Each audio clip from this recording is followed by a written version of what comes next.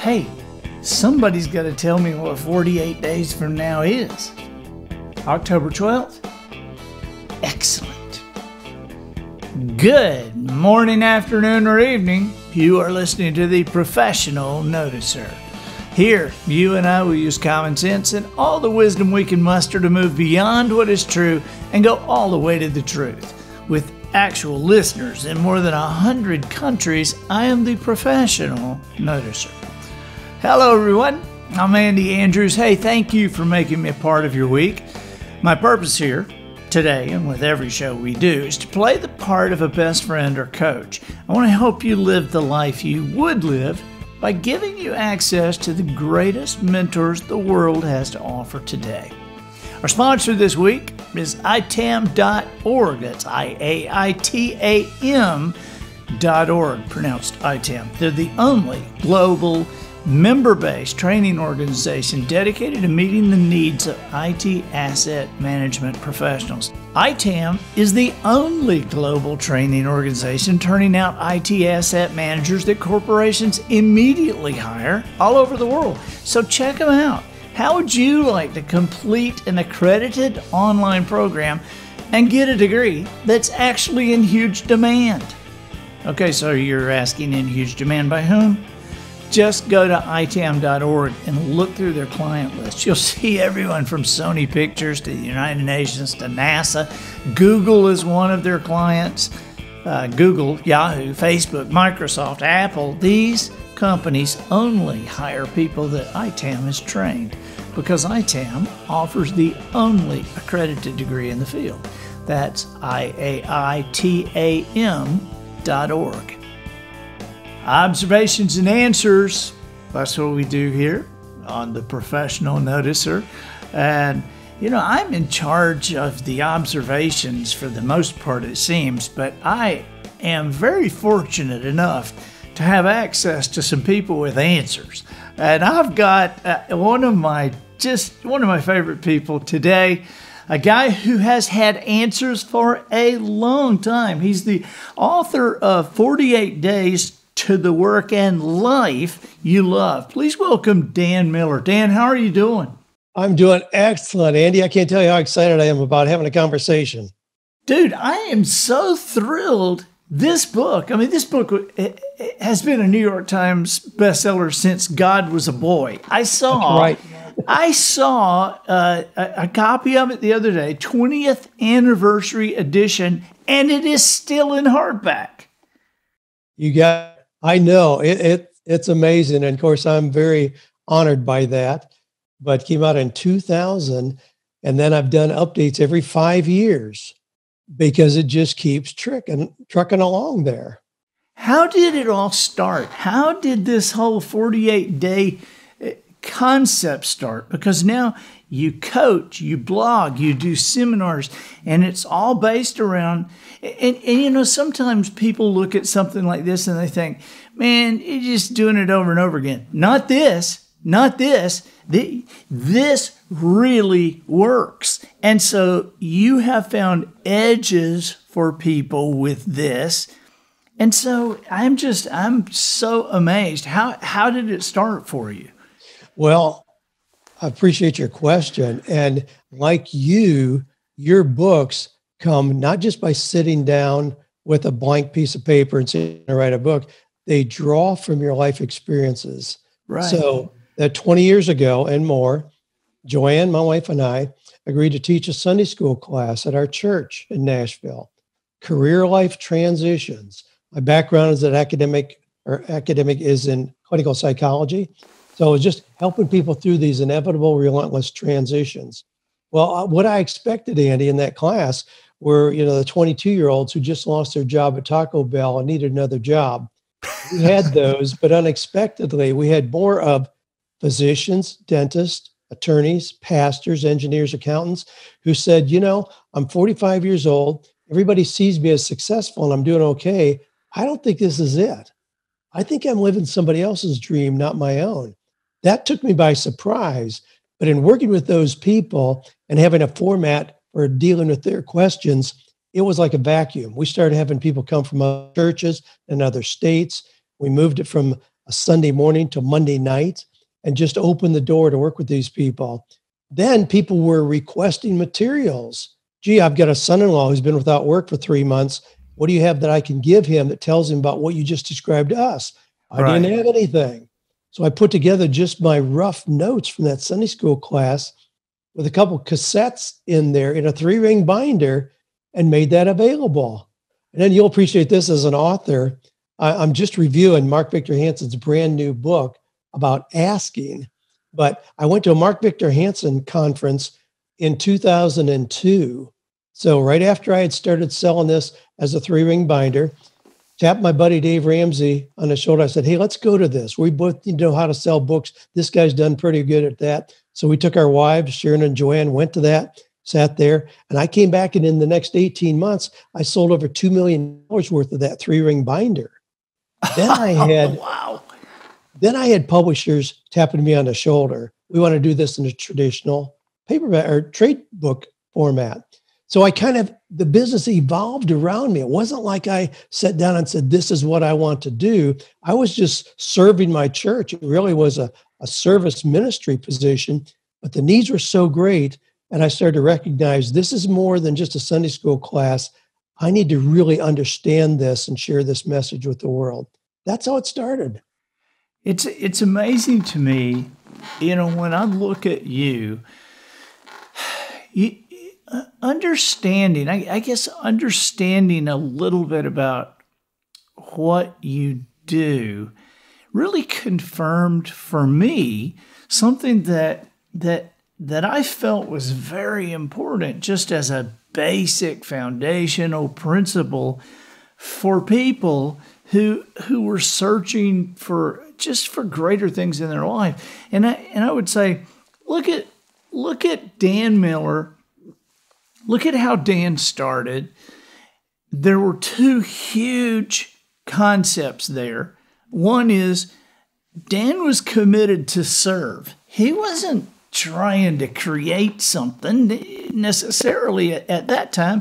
He was just committed to serve other people, and he brought huge value to the table.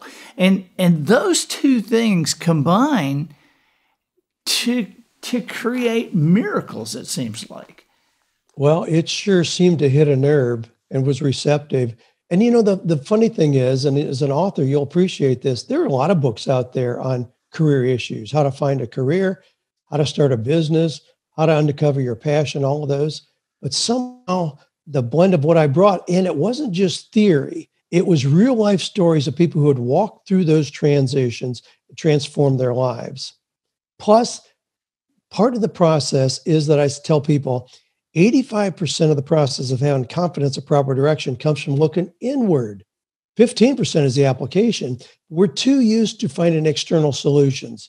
Gee, Tesla is hiring, I'll go there. A guy down the street is doing really well with Amazon online, I'll try that. We look for external solutions, and they're Band-Aid solutions that then 6 months later we're frustrated and starting again. Whereas if you take the time to look inward, you can figure out how God has uniquely gifted you and a whole lot of things about how you relate to other people, what kind of environment you function best in. And this is not a long process, a short process, but you figure that out. Then you have the confidence, this is what I was born to do. And we have markers for that. I mean, by the time you're 25, you have enough life experience to look back and start to see those patterns. And we can draw from those. And even more so when you're 45. That's why if somebody does have a professional degree, they say, I don't think this is it. Wow, we've got a wealth of experience from which to draw. And then we create a clear focus and move into that next season of life. I love what you do, and I love your book. And I'll tell you, maybe I shouldn't say this, but maybe some other people are not listening to this. I don't want to get in trouble with any other people, but I don't know if you feel this way, but sometimes, you said there's a ton of career books out there. Sure. And sometimes I feel like that they all got together and just kind of passed each other's books around and wrote different versions of the same thing. and so that's part of the reason I'm a fan of what you do, and that I'm a great admirer of 48 Days, the book, because it is, you can sense its originality. There is a resonance with that when you read it, that it's not some guy just trying to hawk another idea, and obviously this has stood the test of time. 20th anniversary. Yeah, well, I appreciate that. It really is. I mean, it was not a struggle for me at all to do the book originally, because it was such a natural outflowing of what I was doing and engaging with people in real life. The 5-year updates have been easy for me. Now, easy kind of with a caveat. I'm curious about that. Because you said 5-year updates. So what is it that you find every 5 years? I mean, not exactly, but you know what I'm saying. Well, the book as it is now, it has probably about 30% of what was there 20 years ago. That core message of look inward first, figure out how God has gifted you, and from that create a clear focus, that remains the same. But look at what's happened in the workplace in 20 years. My goodness, I mean, things are changing so rapidly.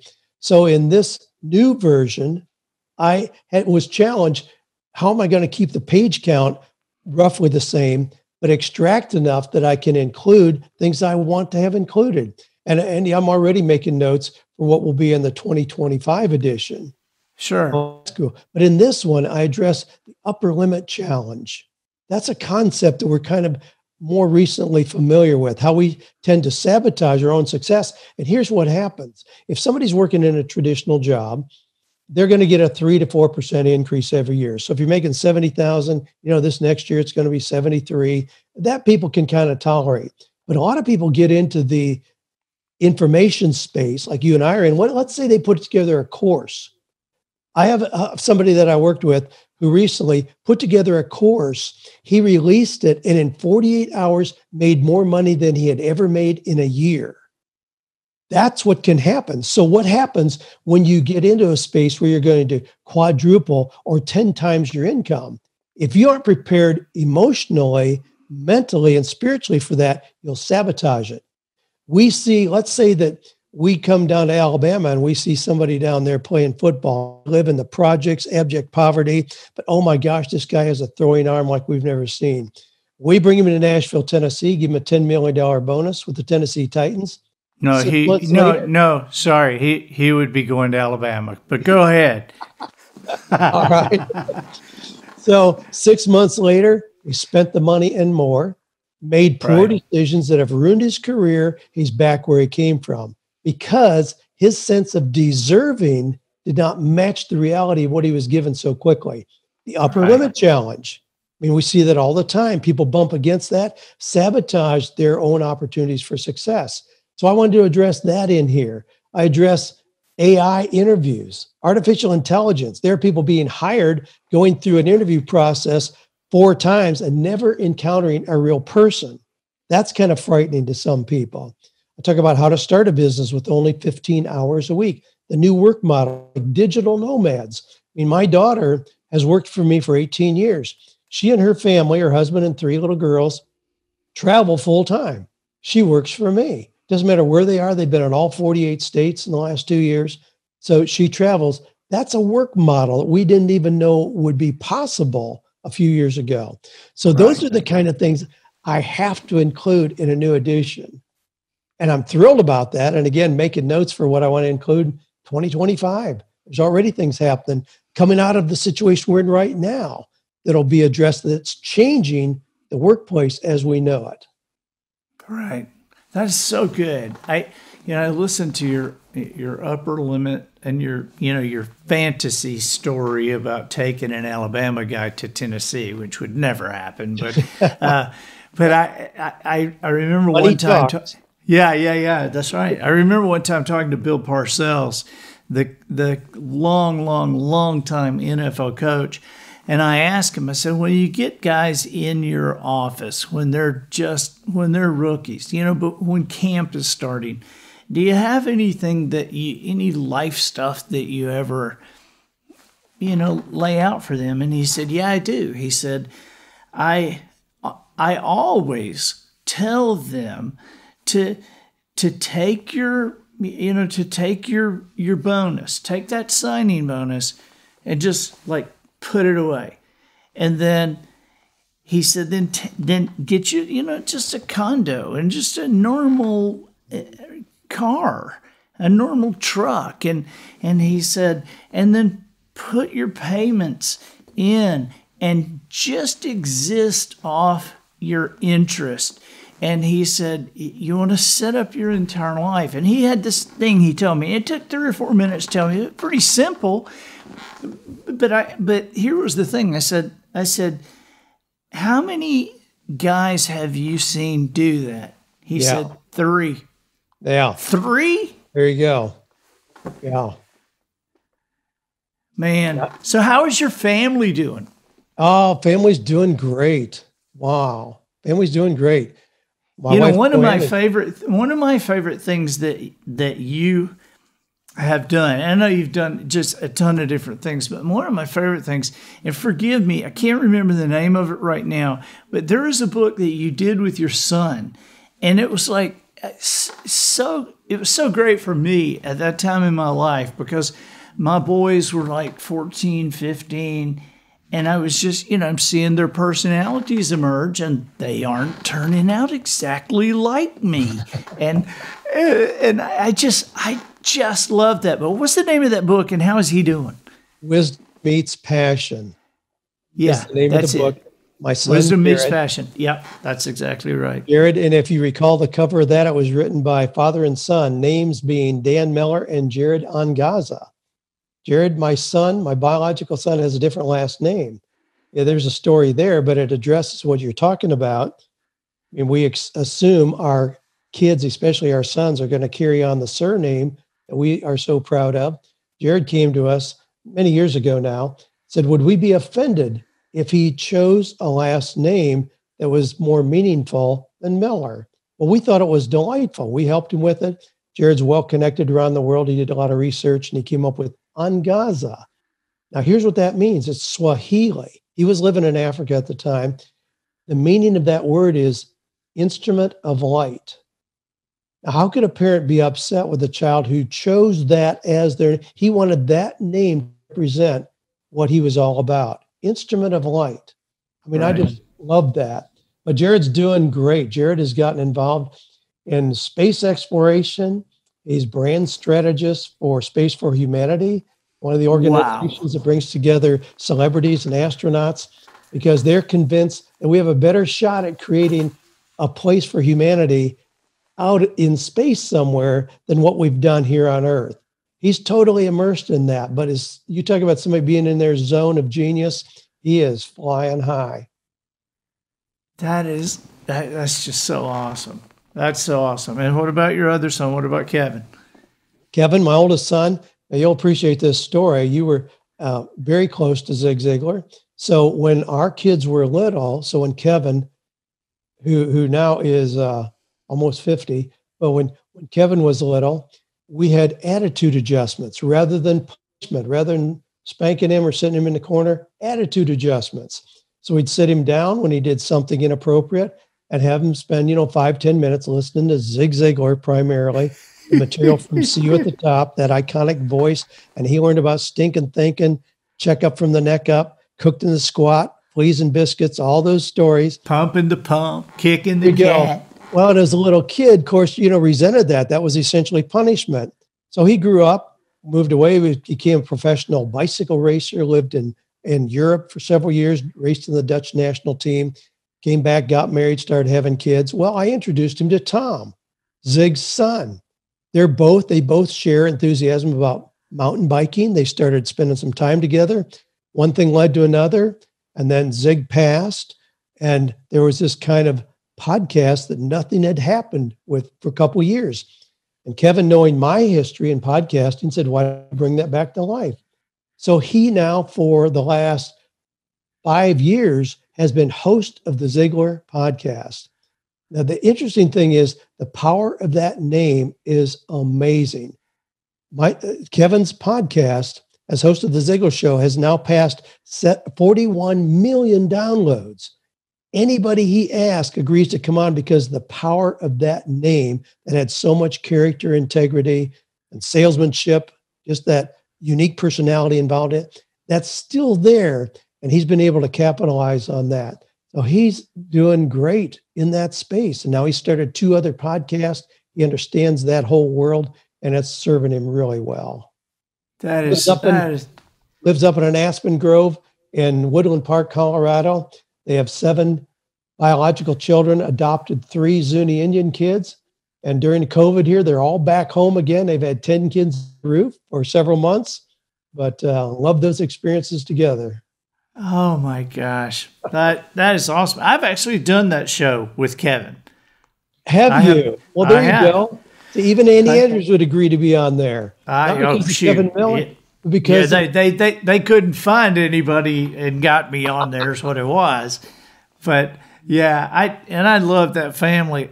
Do you know that I did Zig's last audiobook?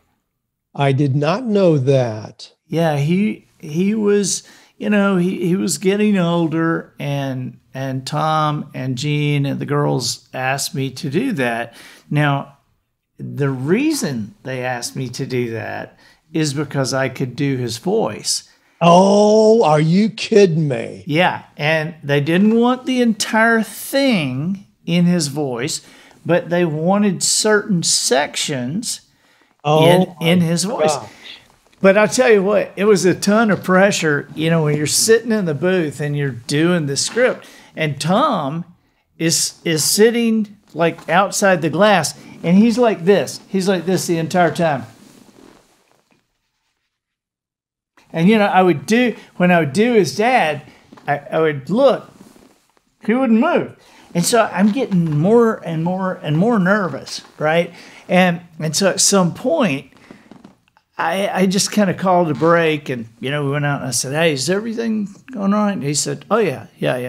I said, "Is the voice okay?" And he said, "I lived with the man for 50 years, and I would probably know the difference, but I don't know if anybody else would." And wow. That was what the ultimate compliment, but it was great. Because I loved it. I did it for him a few times from stage, Did you? Yeah, oh yeah. It's like you can get anything you want if you just help enough other people get what they want. Yeah, but it was funny. I went and asked Tom one time, like I had a choice to make on something I was doing when I'm reading this, and I said, so I stopped and I went out and I said, in this passage right here, I know you want it in your dad's voice. Do you want the cadenced Zig? Do you want the slow down Zig, or do you want the crazy Zig?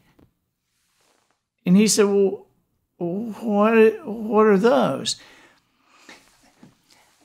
I said, the cadence Zig is when he's talking like this, and it keeps on going, and it's that same cadence over and over. I said, now the slow down Zig is when he's talking like that, and then all of a sudden he'll stop and slow way down.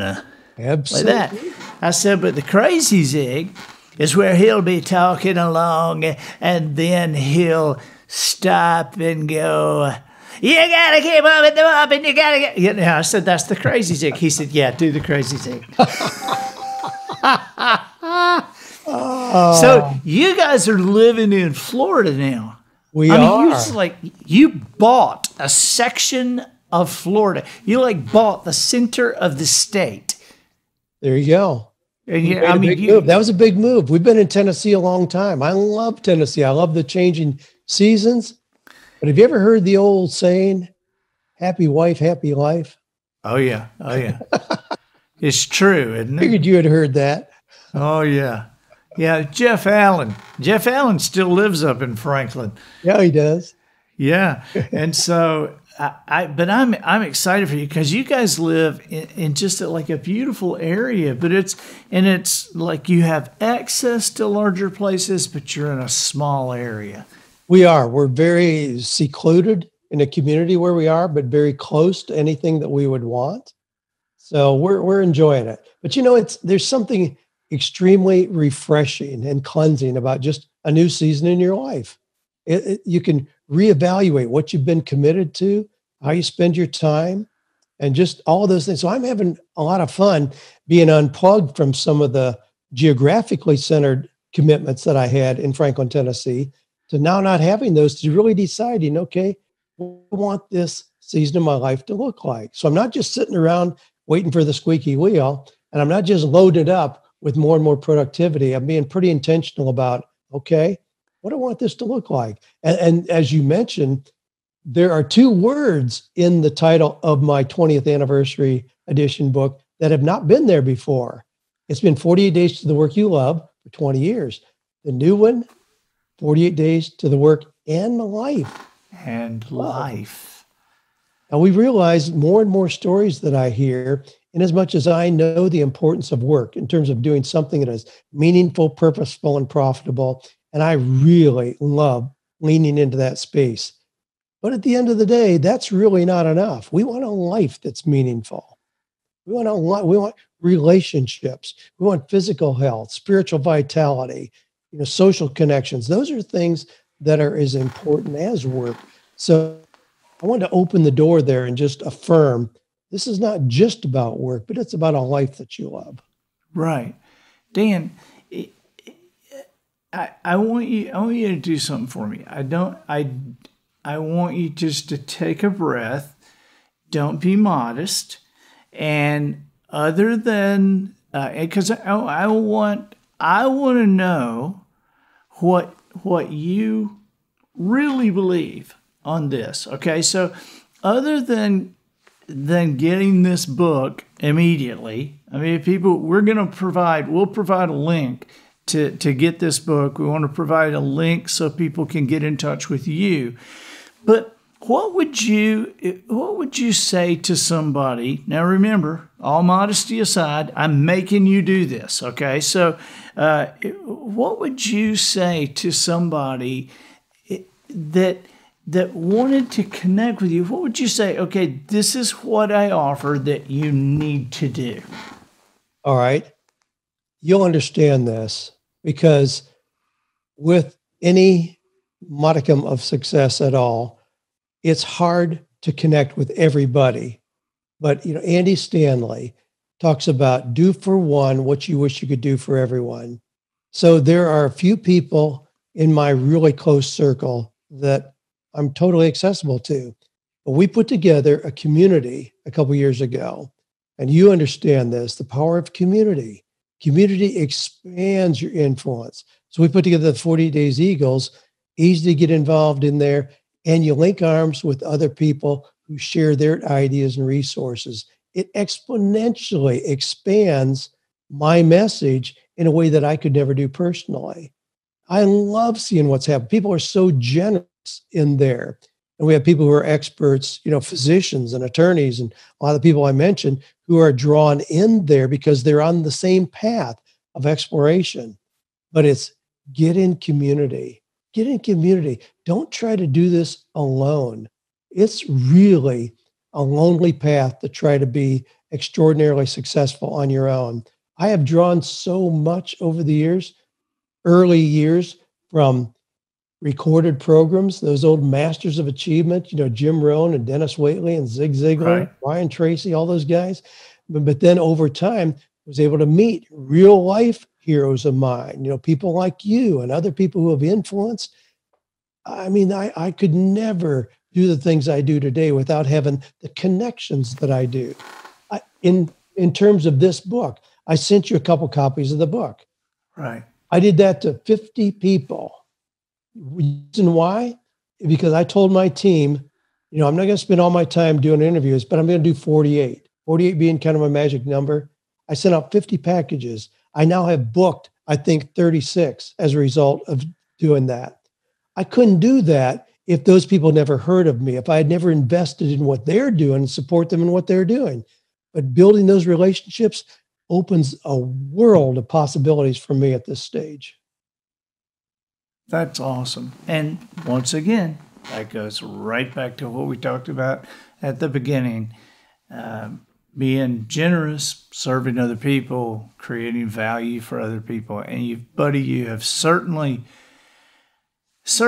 over the years created value for me and my family. I never will forget going to your house with Austin that time. And, Austin was just beginning to make knives. And you said, come out here, let me show you some of this wood, cut whatever you want to cut.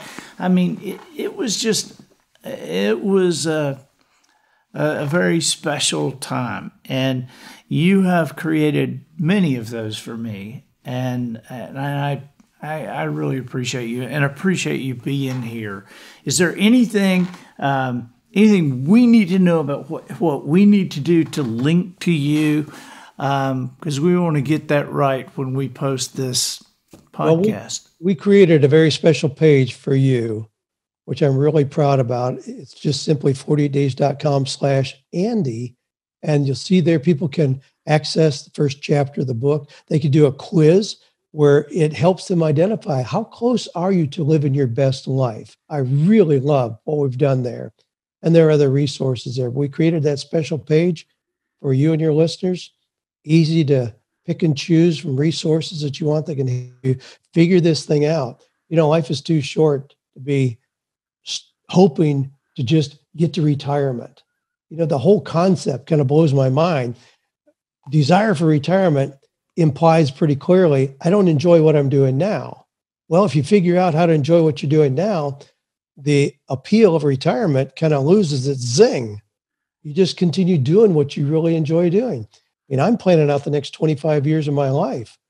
I want to be doing a lot of the same things. Now, I also want to be doing a lot of things that I can't even imagine at this point because they'll come into view as we go along.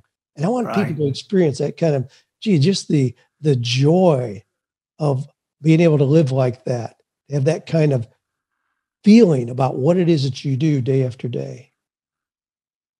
Thank you, buddy, so much. Please tell Joanne, how much we appreciate her allowing you this time with us. And we will talk a dip in the pool right after this. There you go. Well, you enjoy Florida, and you and I will talk soon. Absolutely. My pleasure. Great talking to you, Andy. I'm Andy Andrews, the professional noticer, harnessing common sense and wisdom to plow through challenges all the way to an answer for you. Hey, quick question. Where do you seek wisdom? Allow me to suggest wisdomharbor.com. That's wisdom, HARBOUR.com. If you haven't gotten your free tour, head there now and get your free 30 days, okay? And then become a member. Do it for your family, your business, your schools. wisdomharbor.com. And I think that'll do it for this week. Get us out of here, Matthew. So, ladies and gentlemen, and to the boys and girls who aspire to become ladies and gentlemen, we have reached the end of another episode of The Professional Noticer. In a world where common sense has become a superpower, I'm harnessing that tiny bit of mental energy I have for you, seeking wisdom, making observations, and endeavoring to answer tough questions in a way that will empower your family and your business. I'm Andy Andrews. Until next week, smile while you talk, even behind the mask. Don't breathe anyone else's air, but be sure you have a positive answer to the question, how's it going? And so, until next week, goodbye. This episode of The Professional Noticer was produced by Matt Limpert. The Noticer theme written and performed by Sugarcane Jane. Constant Whining provided by Twinkle and Smoke of Beverly Hills. Additional financial consideration provided by Target Marketing. In business for several months now, we market nothing but targets. From the ones your kid uses to shoot his BB gun to targets used by the Department of Defense. Do you have a target store? Let us market your merchandise to hunters, archery enthusiasts, slingshot owners, and rock throwers. We are targeted marketing. Let us teach you how to market your targets. 1-800-TAR-GETS.